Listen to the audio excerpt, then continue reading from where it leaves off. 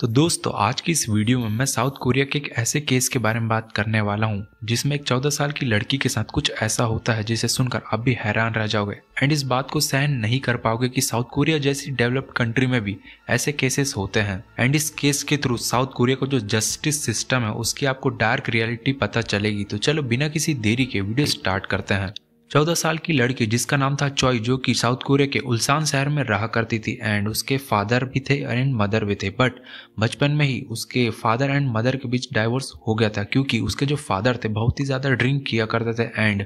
उसकी मदर को बहुत ही ज़्यादा मारा करते थे, जिसके कारण उन दोनों के बीच डाइवोर्स हो गया था। एंड जो चॉय थी वो अपने फादर के साथ रहा करती थी एंड उसकी छोटी एक बहन भी थी जो कि 13 साल की थी एंड जो चॉय थी जो कि 14 साल की थी एंड ये दोनों स्टडी किया करते थे। चॉय जो कि अपने फादर को पसंद नहीं किया करती थी क्योंकि उसके फादर हमेशा ड्रिंक किया करते थे एंड उसे भी मारा करते थे, जिसके कारण वो अपने फादर से हमेशा हेट किया करती थी। जनवरी 2003 में चॉय की मुलाकात इंटरनेट में एक लड़के से होती है जिसका नाम रहता है पार्क, जो कि उस समय हाई स्कूल में पढ़ा करता था, जो कि 17 या 18 साल का था।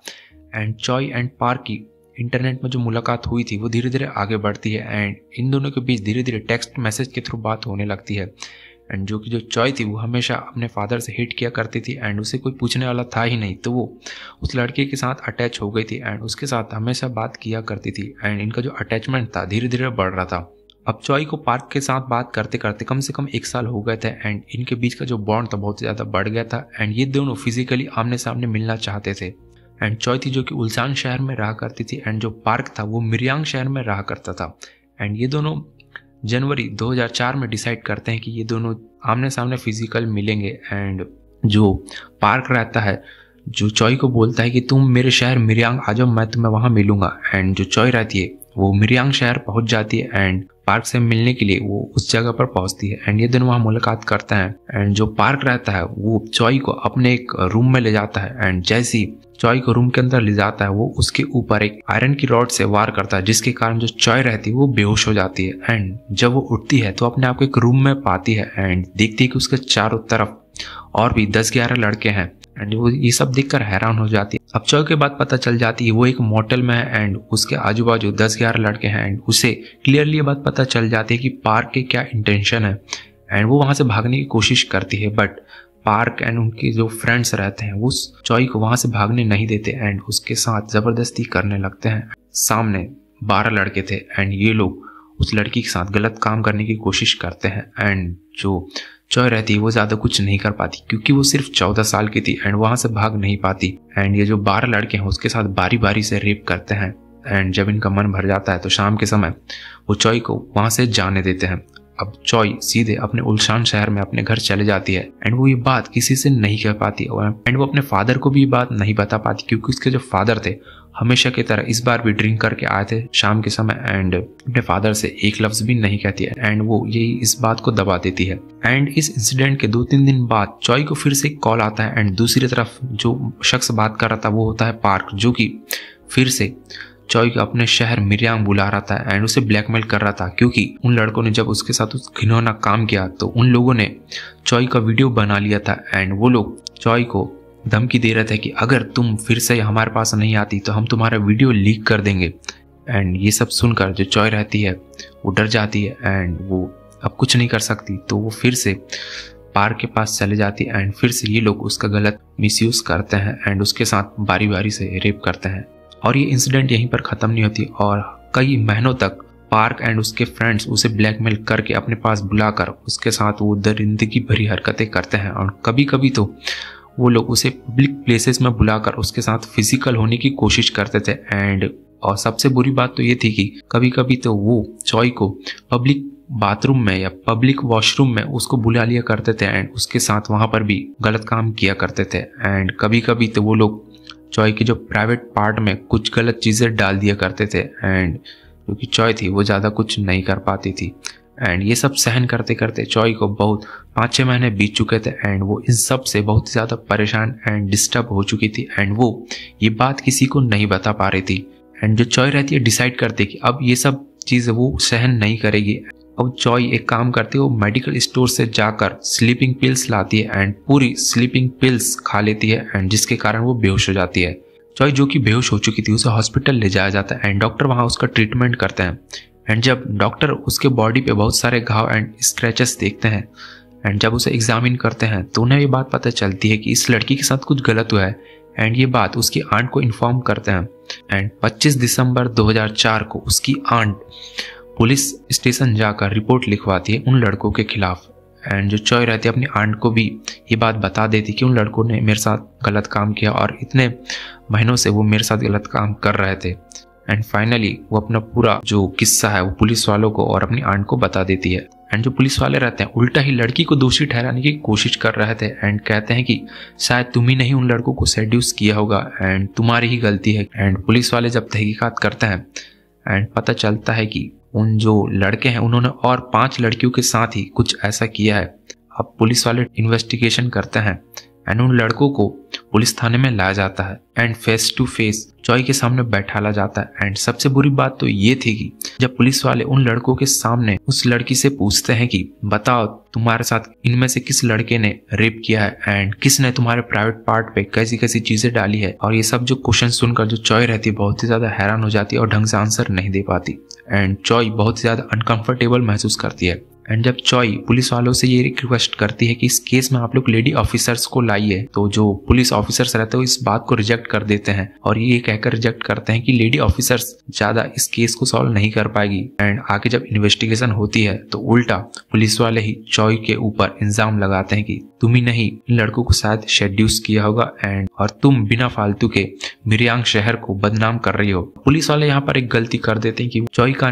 नाम है वो मीडिया में एक्सपोज कर देते हैं एंड मीडिया में बात लीक हो जाती है कि चॉय नाम की लड़की के साथ कुछ बुरा हुआ है। एंड मीडिया में जब ये बात फैलती है तो जो एक्यूज्ड के जो पेरेंट्स थे उन्हें भी ये बात पता चल जाती है एंड वो लोग लड़की को बहुत ही ज्यादा ब्लैकमेल करने लगते हैं एंड धमकियां देने लगते हैं कि तुम इस केस को वापस ले लो नहीं तो तुम्हारी छोटी बहन को भी हम मार देंगे। एंड धीरे धीरे जब ये केस खुलता है एंड तो यहाँ पर ये बात पता चलती है कि जब चॉय के साथ बुरा हो रहा था तो उन लड़कों ने उसकी छोटी बहन जो कि 13 साल की थी एंड उसकी कजिन सिस्टर जो कि 16 साल की थी उन्हें भी धमकी देकर बुलाया था एंड उनके साथ भी गलत किया था। एंड जब ये बात मीडिया में आती है और ये केस धीरे धीरे आगे बढ़ता है तो वहाँ की जो जनता रहती बहुत ही ज्यादा गुस्से में थी। अब इतना कुछ होने के बाद जो चॉय रहती है इस बात को सहन नहीं कर पाती, वो बहुत ज्यादा डिप्रेशन में थी। बहुत ज्यादा डिप्रेशन में होने के कारण उसे एक साइकेट्रिक हॉस्पिटल में भर्ती किया जाता है। अब उस साइकेट्रिक हॉस्पिटल में चॉय के जो फादर रहते हैं वो एक्यूज्ड लोग के जितने भी पेरेंट्स रहते हैं उनके साथ आते हैं एंड एक्यूज्ड के जो पेरेंट्स थे वो उसके फादर के थ्रू लड़की को कन्विंस करने आए थे एंड वो लोग उसके फादर को 50 मिलियन वॉन दे देते हैं जिसके थ्रू उसके फादर लड़की को कन्विंस करते हैं। एंड बाद में जब जो केस है जब कोर्ट में जाता है तो लड़की ज्यादा कुछ नहीं कहती एंड नॉर्मल केस की तरह इसे देखा जाता है। एंड जब कोर्ट में 44 लड़कों को पेश किया जाता है जिन्होंने चॉय के साथ गलत काम किया था एंड उनमें से केवल 10 लोगों को ही 2-2, 3-3 साल की सजा होती है और बाकियों को जुवेनाइल कोर्ट में भेजा जाता है। अब इस इंसिडेंट के बाद जो चॉय थी वो आगे की स्टडी करना चाहती थी एंड वो एडमिशन लेने के लिए साउथ कोरिया के हर स्कूल में जाती थी, बट हर स्कूल में उसे ये कहकर मना कर दिया जाता था कि तुम एक रेप विक्टिम हो, हम तुम्हारा एडमिशन नहीं ले सकते। एंड बहुत ही मुश्किलों के बाद चॉय का एक स्कूल में एडमिशन हो जाता है, बट वहां पर भी जो एक्यूज्ड के जितने भी पेरेंट्स थे वो लोग आकर उस लड़की को यानी चॉय को परेशान किया करते थे एंड इसी के कारण स्कूल का जो माहौल था बिगड़ते जा रहा था एंड उसे उस स्कूल से भी भगा दिया जाता है। एंड जो कि चॉय थी अपनी आगे की पढ़ाई नहीं कर पाती। बट इतना सब कुछ हो जाने के बाद भी जो इस केस का जो मेन एक्यूज था पार्क, उसके साथ आगे ऐसा क्या होता है जब उसको 2-3 साल की सजा होती है एंड जब वो 2-3 साल बाद छूट जाता है तो अपनी एक अलग आइडेंटिटी के साथ रहने लगता है। एंड रिसेंटली जून 2024 में एक यूट्यूब पर एक वीडियो पोस्ट होता है जिसमें एक जो चैनल है वो उस पार्क के बारे में एक वीडियो डालता है जिसपे वो उसके रियल नेम को एक्सपोज करता है एंड वो उस वीडियो के थ्रू ये बताता है कि जो पार्क है वो अभी जून 2024 में वो अभी 30 साल का हो चुका है एंड उसकी शादी भी हो चुकी है एंड उसकी बेटी भी हो चुकी है। एंड वो बताता है पार्क है वो अभी एक फेमस साउथ कोरिया के एक फेमस रेस्टोरेंट में काम किया करता है। एंड जैसे ही यूट्यूब में जब ये वीडियो वायरल होता है एंड जब ये वीडियो वायरल होता है तो सभी लोग पार्क का जो इंस्टाग्राम हैंडल रहता है वहां जाकर उसके वाइफ एंड उसको धमकियां देने लगे थे। एंड जैसे ही जब ये न्यूज वायरल होती है एंड जिस रेस्टोरेंट में जो पार्क है काम किया करता था उसे भी तोड़ दिया जाता है, क्योंकि जब पता चलता है कि जो उसका जो रेस्टोरेंट है, जिस रेस्टोरेंट में वो काम किया करता था, वो एक इलीगल जगह पर बना हुआ था एंड उसे भी तोड़ दिया जाता है। एंड धीरे धीरे करके 3 जून तक ये न्यूज से बहुत ज्यादा वायरल हो जाती है। एंड 3 जून 2024 को वो यूट्यूबर एक और वीडियो पोस्ट करता है जिसमें वो एक और एक्यूज्ड को एक्सपोज करता है कि वो अभी क्या कर रहा है। एंड जो कि उसका नाम होता है शिन, जो कि अभी 30 साल का हो चुका है एंड उसकी एक गर्लफ्रेंड है। एंड जब लोगों को पता चलता है कि शिन की जो गर्लफ्रेंड है, तो फिर वो लोग शिन की जो गर्लफ्रेंड को इंस्टाग्राम हैंडल में बहुत सारी गालियां एंड बहुत सारी मारने की धमकियां देने लगते हैं। एंड इतना कुछ हो जाने के बाद जो यूट्यूबर था उसकी वीडियो को वहां से हटा दिया जाता है, यानी यूट्यूब से डिलीट कर दिया जाता है। एंड उसके जो शिन और जो कि पार्क के जो इंस्टाग्राम हैंडल है वो भी डिलीट कर दिए जाते हैं। एंड इस केस के खत्म होने के बाद जितने भी एक्यूज थे वो तो अपनी जिंदगी बहुत ही अच्छे से जी रहे हैं, बट जो इस केस की मेन विक्टिम थी चॉय, जो कि इस समय 14 साल की थी एंड एडमिशन लेने के लिए वो अलग अलग स्कूल में ट्राई किया कर रही थी एंड वो अपनी आगे की स्टडी कंप्लीट नहीं कर पा रही थी, क्योंकि साउथ कोरिया में एक ऐसा रूल है कि अगर आप अपनी स्टडी कंप्लीट नहीं करते तो आपको जॉब नहीं मिल पाएगी। एंड चॉय का अभी भी कुछ इंफॉर्मेशन नहीं है कि वो अभी क्या कर रही है। तो दोस्तों यहीं पर इस वीडियो को एंड करते हैं। अगर आपको वीडियो पसंद आई तो मेक श्योर आप चैनल को सब्सक्राइब जरूर करिए, वीडियो को लाइक जरूर करिए। तब तक के लिए बाय बाय, मिलते हैं हम लोग नेक्स्ट वीडियो में।